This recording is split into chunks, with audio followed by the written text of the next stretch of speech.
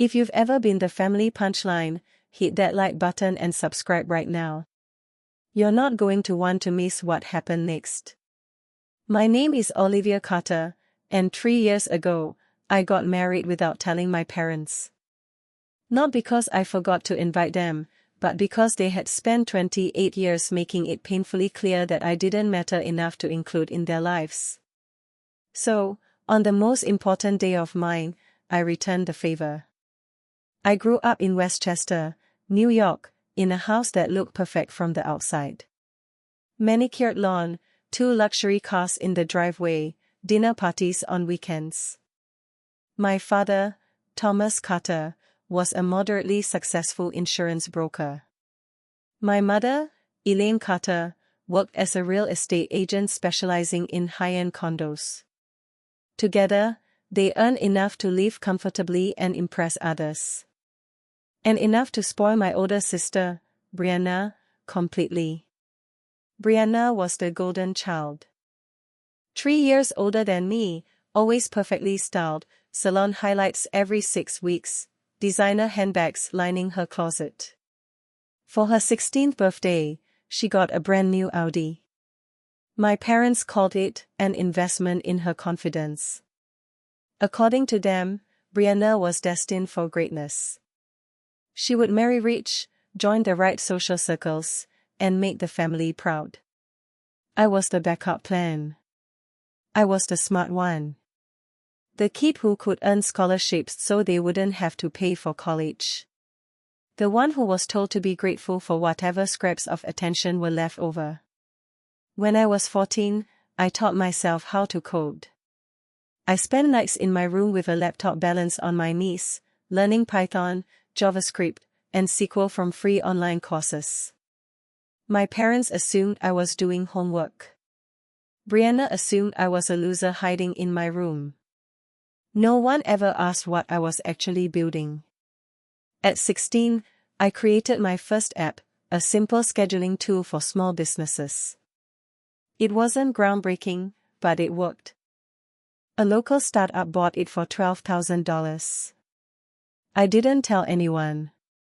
I opened a bank account my parents didn't know existed and kept going.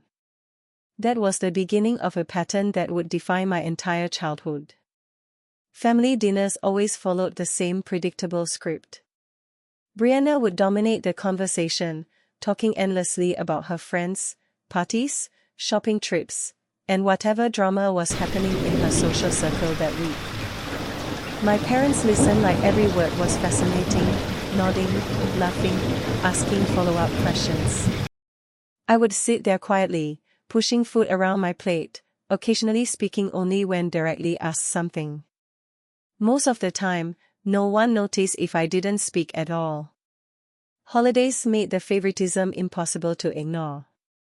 On Christmas morning, Brianna unwrapped diamond earrings, designer shoes, or a new handbag she'd casually mention wanting. I received practical gifts. A sweater. A notebook. One year, a $50 department store gift card tucked into a generic card that said, "Love, Mom and Dad." They called it being fair. I learned early that fair didn't mean equal. At my high school graduation, my parents showed up late and left early. Brianna had a party to attend, and apparently that mattered more than watching me celebrate 4 years of hard work. When I asked if we could at least have dinner afterward, my mother sighed and said I was being dramatic. "Olivia understands," she told relatives later. "She's not as social as Brianna. She doesn't need all that attention." What I actually understood was that my value in the family was conditional. I mattered when they needed something. When Brianna struggled with math, I was expected to tutor her. When my parents wanted to go out, I became the unpaid babysitter. When something went wrong, I was the convenient person to blame. But when it came to celebrating achievements, offering encouragement, or showing pride, I was invisible. That pattern followed me everywhere. I stopped talking about my interests because no one listened. I stopped sharing accomplishments because they were dismissed or minimized. I learned to keep my dreams quiet and my dreams to myself. When I got into MIT on a full scholarship, I thought, just for a moment, that things might change. I imagined my parents being proud, maybe even impressed.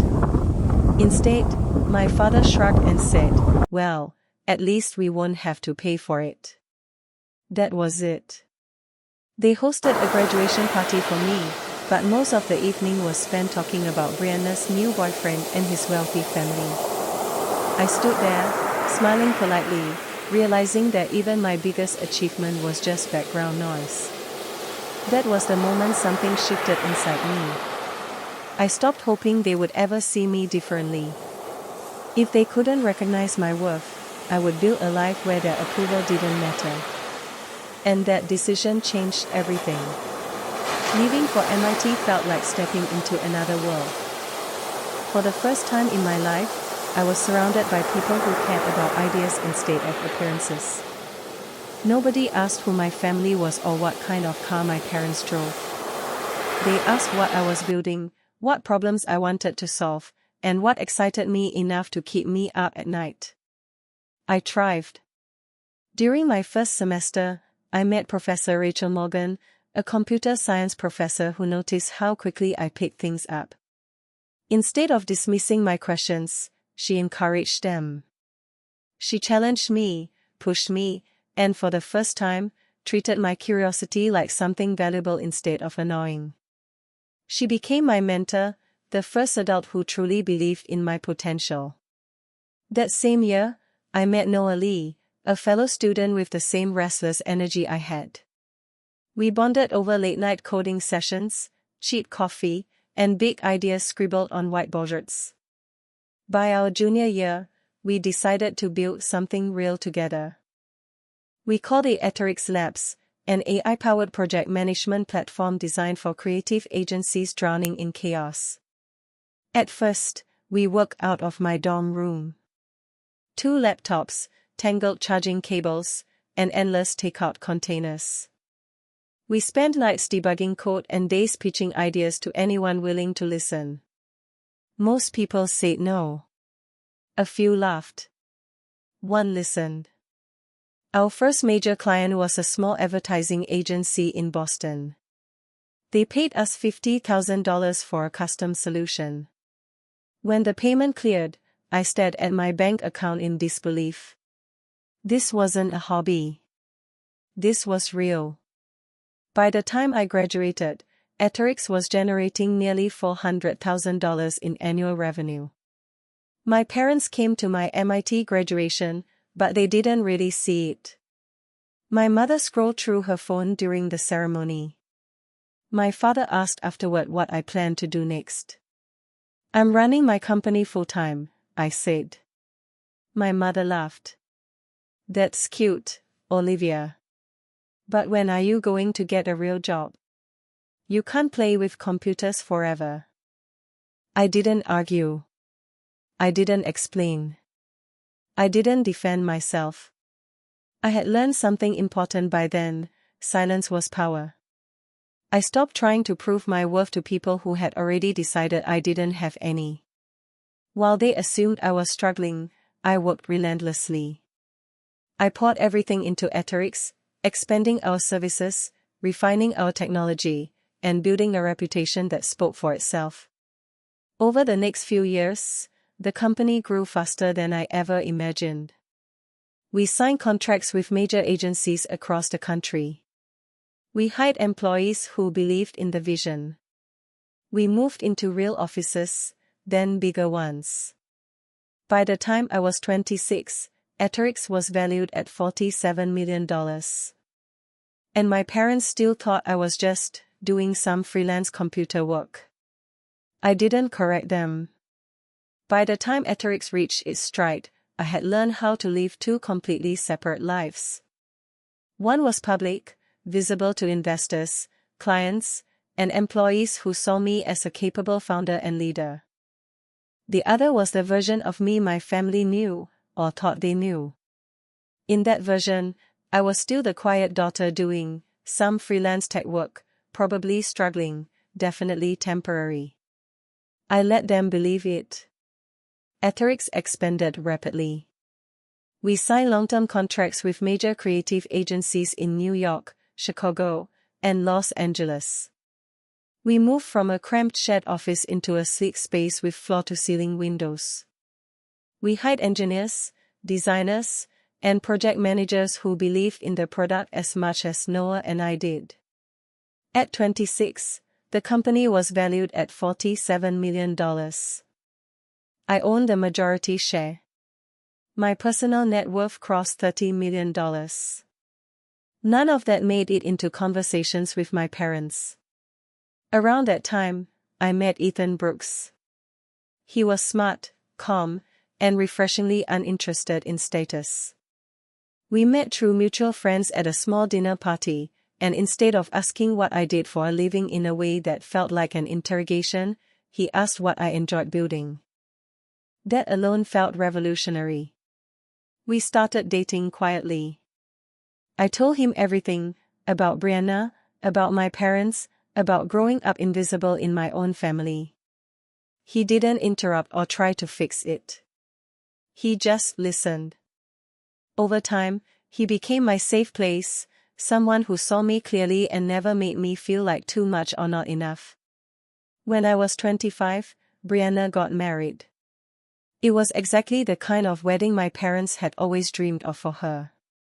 Expensive venue, designer dress, hundreds of guests, and a destination bachelorette party. My parents paid for almost everything. I was invited, of course. I was even asked to be a bridesmaid. There were conditions. I had to pay for my own $800 bridesmaid dress, my own flights, my own hotel, and chip in for the bachelorette trip. And I wasn't allowed to bring a +1. We're keeping it intimate, my mother said, even though the guest list had over 200 people. Ethan and I had been together for nearly 2 years. He had never met my family. I went anyway. I wore the dress. I smiled for the photos. I stood beside Brianna as my parents cried tears of joy watching their golden child walk down the aisle. And when it came time for the father-daughter dance, I slipped away to the bathroom and cried silently in a stall. Not because I wasn't happy for her, but because even surrounded by family, I had never felt more alone. 6 months after Brianna's wedding, Ethan proposed. We were on a quiet weekend trip to Martha's Vineyard, just the two of us. No schedules, no investors calling, no expectations. The sun was setting, painting the sky in soft pinks and golds as we walked along the beach. I was talking about absolutely nothing when Ethan suddenly stopped walking. He took a breath, smiled nervously, and dropped to one knee. The ring wasn't flashy. A simple platinum band with a deep blue sapphire, my favorite color. He'd designed it himself. My mind went completely blank. Olivia, he said, his voice steady but emotional, you are the strongest, smartest, most incredible person I've ever known. You built your life from nothing, and you never stopped being kind. I don't want a future without you in it. Will you marry me? I said yes before he even finished the question. That night, still glowing with happiness, I called my parents. I thought, maybe foolishly, that this news might finally matter. That's nice, honey, my mother said distractedly. Listen, I'm actually on my way to help Brianna pick out nursery furniture. Can I call you back? She never did. Something inside me hardened in that moment. Not anger. Not even sadness. Just clarity. Ethan and I started planning our wedding, and we made one decision very early: this would not be small or quiet. This would be a celebration of everyone who had shown up for us, believed in us, and supported us when it mattered. We booked the Plaza Hotel in New York for August 2022. The guest list was intentional. Friends from MIT. Business partners. Employees. Mentors. Professor Morgan. Noah and his family.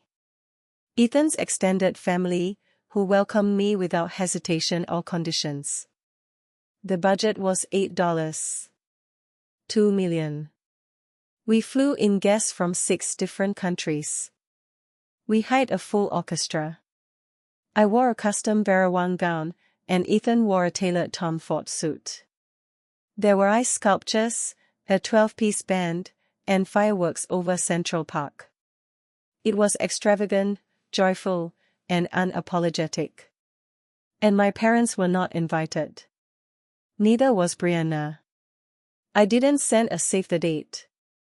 I didn't mention it during our rare phone calls. I planned an $8.2 million wedding and never told them it was happening. 2 weeks before the wedding, my mother called to ask if I'd attend Brianna's baby shower.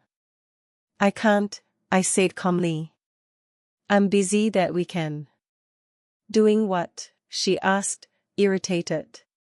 Work stuff, I replied. The wedding was perfect. I walked down the aisle surrounded by love. When Ethan saw me, he cried. Professor Morgan gave a speech about watching me grow from a scared freshman into a leader. For the first time in my life, I felt completely seen. Every single person who mattered was in that room. The world found out about my wedding long before my parents did.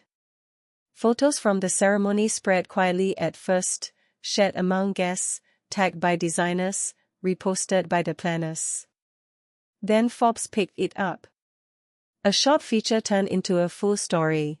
Tech founders Plaza wedding becomes Silicon Valley fairy tale. Tech blogs followed. Then mainstream media. The dress, the guest list, the cost, the story behind it, all of it became public. My parents didn't see any of it. They weren't on Instagram. They barely used Facebook, and I'd had them restricted for years. They didn't read tech news. To them, my life was exactly as they imagined it, quiet, unimpressive, and small. 3 years passed. Ethan and I bought a house back in Westchester, ironically, only 15 minutes from my parents' place. An 8-bedroom estate with a pool and a guest house. Atterix opened a new office in Austin. The company was now valued at over $120 million. I'd been featured in Forbes 30 Under 30, and now they wanted a follow-up. The reporter, Melissa Grant, was thorough. She interviewed me, Ethan, Noah, early investors, and employees. She wanted the full story, from a dorm room startup to a 9-figure company. We did the interview at our home. At one point, she smiled and said, "That wedding, people still talk about it. The Plaza, the budget, the guest list. Your family must have been overwhelmed." I paused. Then I told her the truth. About growing up as the scapegoat. About Brianna, the golden child. About parents who never asked, never noticed, never showed up. About a wedding they didn't know about because they weren't invited. Melissa's eyes widened. That's incredible. It's my life, I said. I'm not ashamed of it anymore. The article went live on a Tuesday in October. It exploded. Thousands of comments. Messages from strangers who saw themselves in my story. People who'd been dismissed, minimized, ignored by their own families. It resonated in a way I hadn't expected. My mother found out at her book club. One of her friends pulled up the article on an iPad. The photos. The headline. Me in a custom gown. Fireworks over Central Park. The date, 3 years ago. According to the friend who later apologized to me, my mother went pale. She left without saying a word. That afternoon, my phone filled with missed calls. Voicemails demanding explanations. confusion, anger, panic. I didn't call back. 2 days later, my parents and Brianna showed up unannounced at Victories's New York office, insisting they wouldn't leave until they saw me. For the first time in my life, I didn't avoid the confrontation. I told my assistant to send them up. It was time they finally saw the life they'd never bothered to ask about. I made them wait in the conference room for nearly 20 minutes. Not to be cruel, I had a meeting, but I didn't rush anymore. When I finally walked in, dressed in a tailored suit with Manhattan stretching behind me through the glass walls, all three of them stared like they'd walked into the wrong building. "Hello," I said calmly, taking the seat at the head of the table. "I have 15 minutes. My mother found her voice first. "Olivia, what is this? We saw that article. You got married." "Yes," I replied. 3 years ago. August 2022. At the Plaza. "And you didn't tell us?" my father asked, his voice shaking. I opened my laptop and turned the screen toward them. "I came prepared," I said. "This is a timeline." I walked them through it, quietly, clearly. Selling my first app. MIT. Founding Victories. First major contracts. Company valuations. Every milestone they'd never asked about. Every moment they'd dismissed or ignored. "You didn't know," I said, closing the laptop, "because you never cared to find out." My mother cried. My father tried to explain. Brianna accused me of being dramatic. I listened without interrupting. Then I stood up. "This company employs 67 people. We did over 40 million in revenue last year. I'm financially secure, emotionally fulfilled, and surrounded by people who respect me," I said. "I don't need your approval anymore." Silence filled the room. "What do you want from us?" my father finally asked. "Nothing," I said. "That's the difference." I told them the truth. I wasn't cutting them off out of revenge. I had simply built a life where they weren't central anymore. If they wanted a place in it, it would be on new terms: therapy, accountability, and real change. Not words. Actions. They agreed. At least, they said they did. Therapy was hard. Uncomfortable. Slow. My parents showed up. Brianna didn't. Some apologies felt real. Some felt late. I learned to stop hoping for a perfect ending and focus instead on my own peace. Today, my relationship with my parents exists, but with boundaries.